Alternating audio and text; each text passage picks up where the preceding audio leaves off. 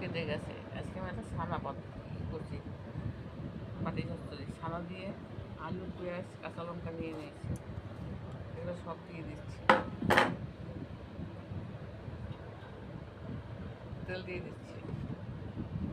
ভেবেছিলাম সর্ষে দেবো, সর্ষে দিব না। কেন বলুন তো, আমার খুব পেট কামড়ায় সর্ষে খেলে। লাল লঙ্কাই দিয়ে দিলাম।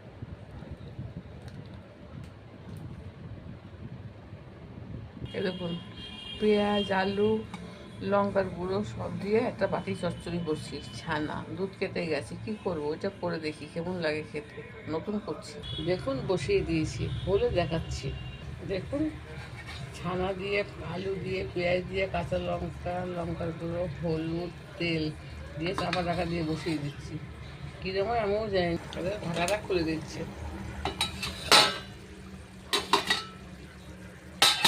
আমার 10,000 বন্ধু, কেউ লাইক শেয়ার করে না, কেন বলুন তো?